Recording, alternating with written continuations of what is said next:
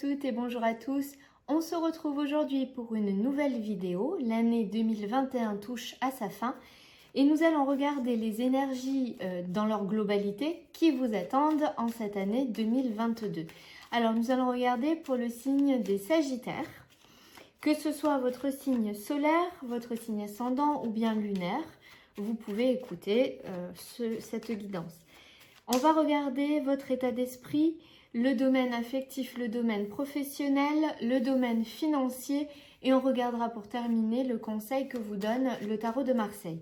N'oubliez pas que ça reste une guidance générale et que si ça ne vous parle pas, sentez-vous libre de laisser de côté.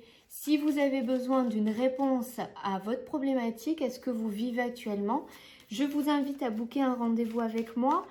Je vous mets le lien dans les commentaires et puis hop, en haut, au-dessus de cette vidéo, vous avez un petit lien aussi. Voilà, alors c'est parti, Sagittaire pour l'année 2022.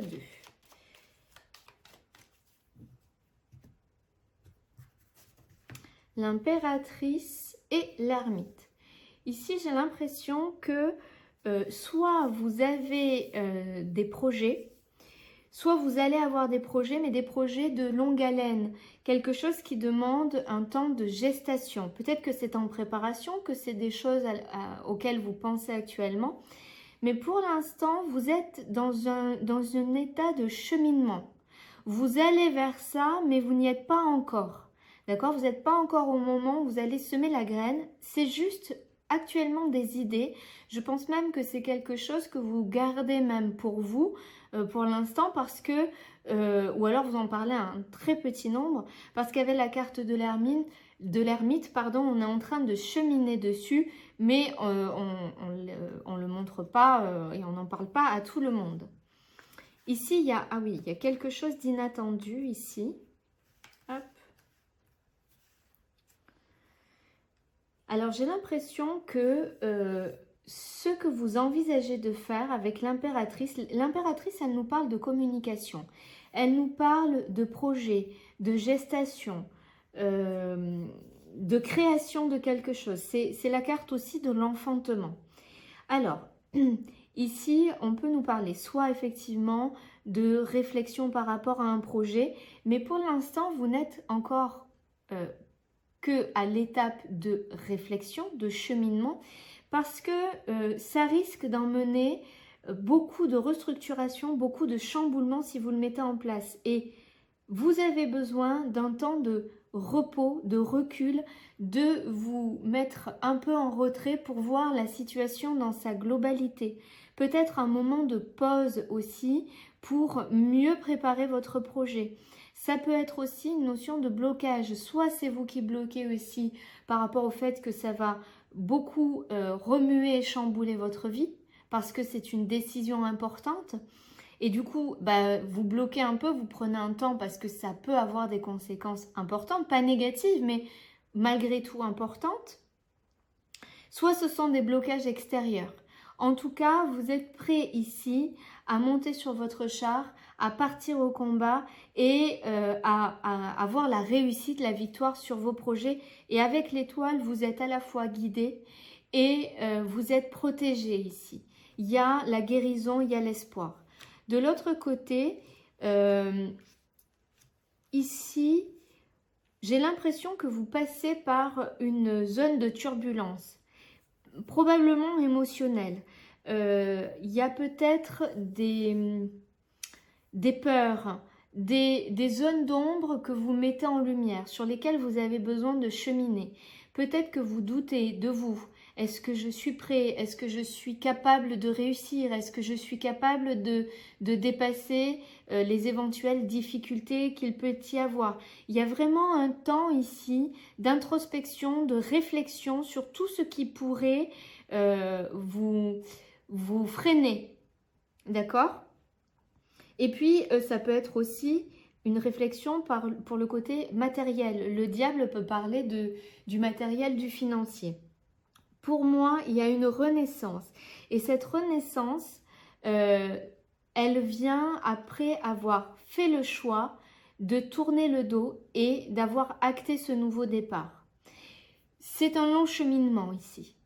D'accord? Ça va pas se faire du jour au lendemain, mais je pense qu'il y a un nouveau départ, mais en début 2022, vous n'êtes qu'à la phase de la réflexion. Alors, on va tirer les cartes pour regarder.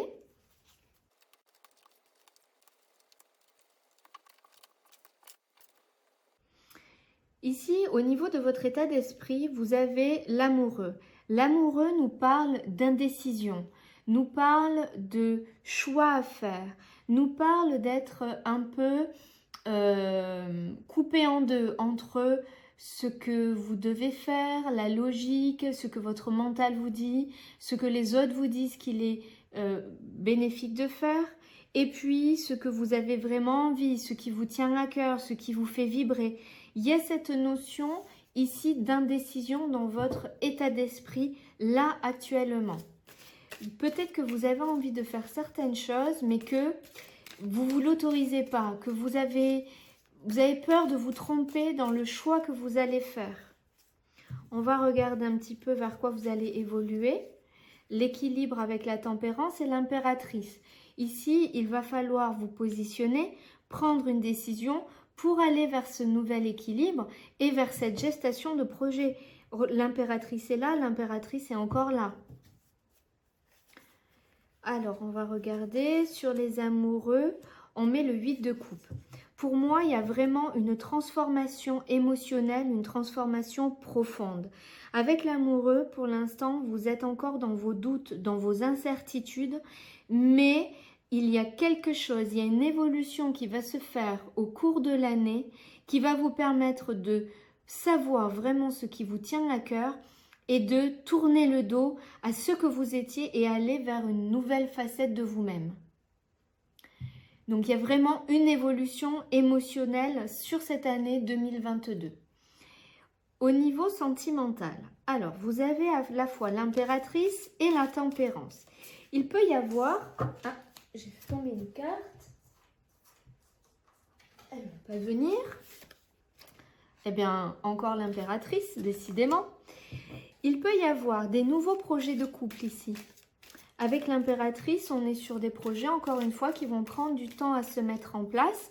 Mais on essaie de trouver des projets équilibrés qui conviennent aussi bien à l'un qu'à l'autre. Essayez de construire quelque chose à deux. Alors, le 5 d'épée et le valet de denier. Sur ce nouveau projet, sur ce nouveau départ, j'ai l'impression que vous allez devoir vraiment batailler, vous battre, aller vraiment au combat. Parfois, vous allez y laisser des plumes avec le 5 d'épée. Hein. C'est une carte qui est difficile. Hein. Alors, bien sûr, vous revenez avec la victoire, mais malgré tout, c'est une lutte qui est difficile. Pour un nouveau départ, on va recouvrir.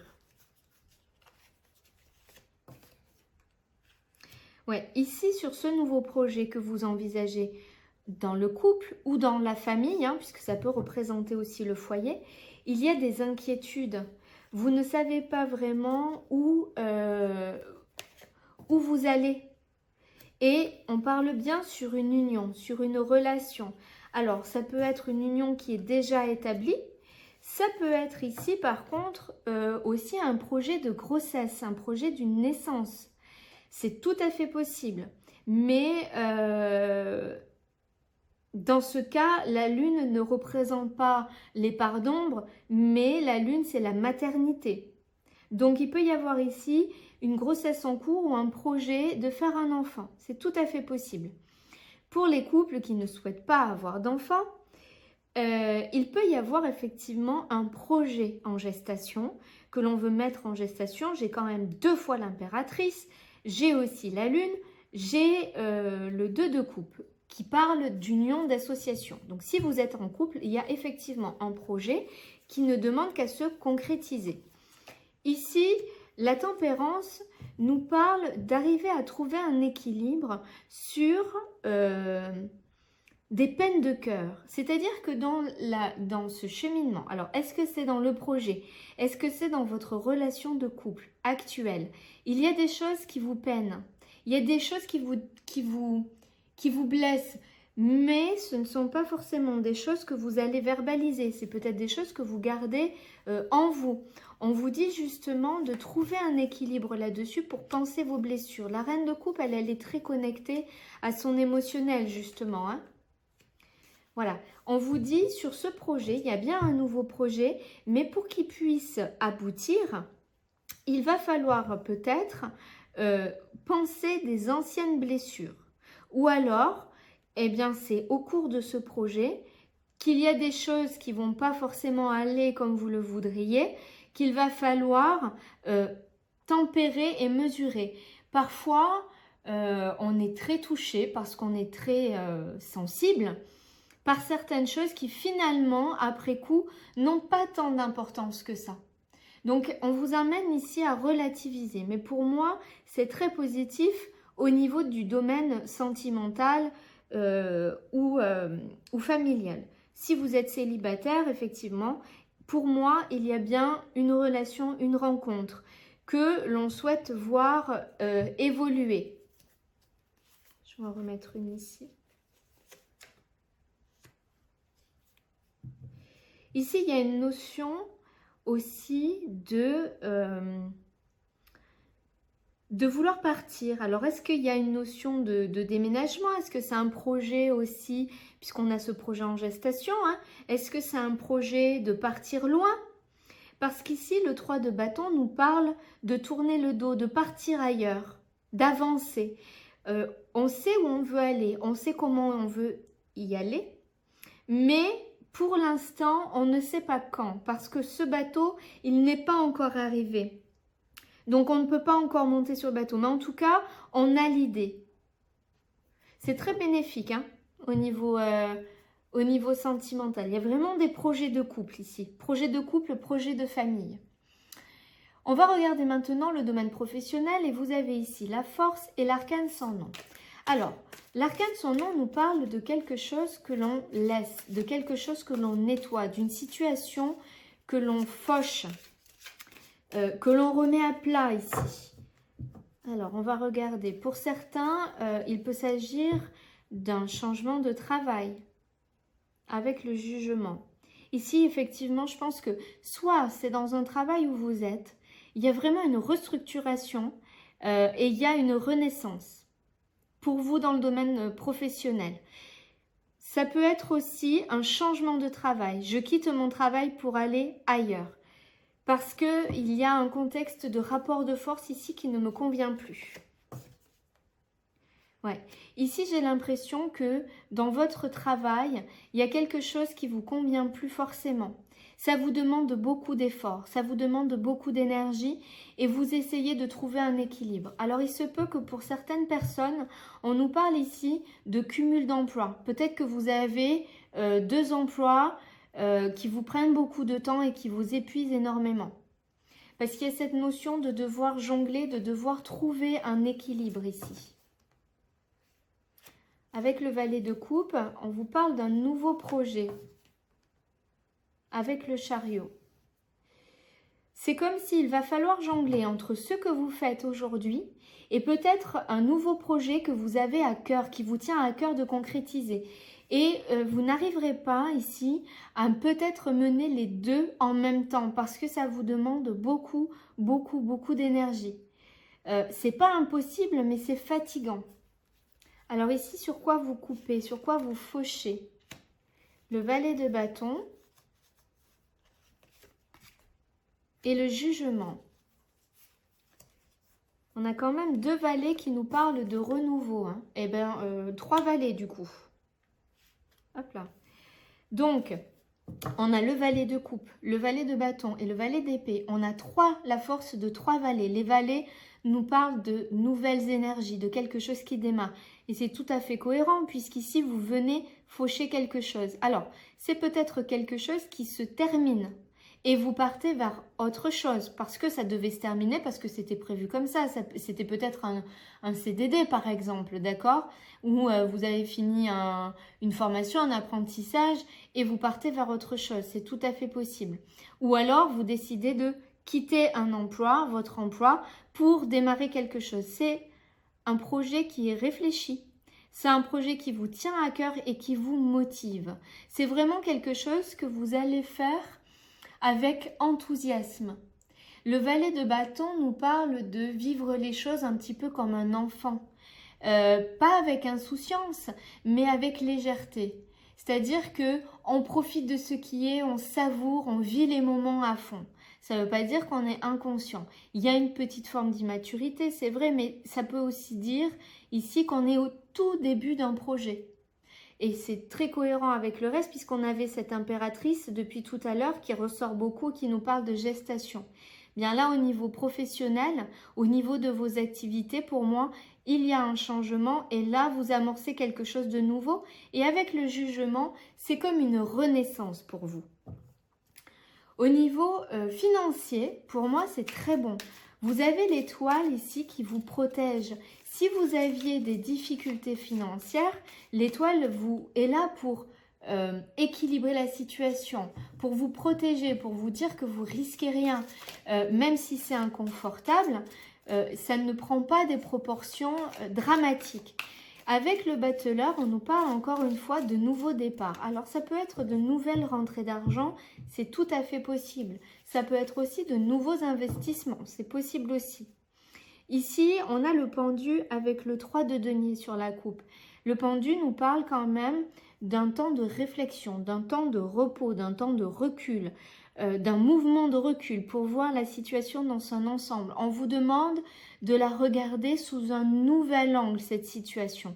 Il y a une notion de devoir apprendre des choses au niveau du financier, du matériel. Alors, on va recouvrir l'étoile. Ok. Donc, vous voyez, l'étoile ici, elle vous parle de... Il n'y a pas de problème particulier d'argent. Et avec le 3 de coupe et de bâton, j'ai vraiment le sentiment que financièrement, vous avez la possibilité de vous faire plaisir, d'aller au restaurant, d'inviter des amis, d'aller boire un café en terrasse. Vous voyez, il y a cette notion de financièrement, ça ne veut pas dire que vous dépensez à tout va, mais en tout cas, ça veut dire que financièrement, vous pouvez vous faire plaisir et vous pouvez faire des petits plaisirs. Et ici, je ne vais même pas recouvrir parce que le battleur nous parle... Alors, d'un côté, elle peut nous parler d'une immaturité à la gestion financière. Donc, on va quand même vous dire, attention, réfléchis aux dépenses que tu fais. Oui, tu peux jouir des plaisirs de la vie, oui, tu es protégé, mais il ne faut pas aller dans un excès. Ça peut être ça, mais ça peut aussi nous parler de nouvelles rentrées d'argent, de nouvelles opportunités, de nouveaux investissements. Et vous avez le soleil, donc dessus, il y a la victoire. Non seulement vous êtes protégé, mais en plus vous avez le soleil. Ça rentre, vous avez de la chaleur dans votre vie. Donc niveau financier, pour moi, en 2022, il n'y a pas d'inquiétude à avoir. Si vous avez une situation compliquée, tout devrait rentrer dans l'ordre en 2022. Le conseil du tarot de Marseille, on a la papesse ici. La papesse nous parle de discrétion. Ici, c'est comme si on vous disait, ok, tu as des projets, tu veux faire certaines choses, mais ne les vante pas à tout le monde. Sois patient. Laisse les choses se mettre en place. Laisse tes projets évoluer. On l'a vu tout à l'heure à la coupe, il y a une notion de pour l'instant, on est à la réflexion. Il faut le mettre en gestation. Et bien là, on vous dit, peut-être qu'il serait bon de ne pas les bruiter, de ne pas les vanter à tout le monde, parce que ça pourrait vous nuire. Ici, vous avez le 8 de bâton. On vous dit, allez, vas-y, fonce, va de l'avant. Il est possible qu'il y ait un lien avec quelque chose du passé. Soit c'est en lien avec des personnes que vous avez déjà connues. Ça peut être un ancien collègue, un ancien camarade d'école, un ancien ou une ancienne voisine. Voilà, vous voyez. Ça peut être aussi un lieu. Revenir dans un lieu où vous avez déjà été. Ou une activité que vous avez déjà fait. Il y a une notion de quelque chose que vous avez déjà connu. Et ici, on vous dit, chut, garde pour toi, mais va de l'avant. Avance. Et quand vous mettez la marche avant, quand vous mettez la première, ça va y aller, ça va dépoter. Avec le valet de coupe, on vous demande de vous connecter à ce qui vibre vraiment pour vous. Et il y a le 3 de denier. Moi, j'ai l'impression que c'est vraiment au niveau d'une concrétisation de projet, de quelque chose qui vous tient vraiment à cœur ici.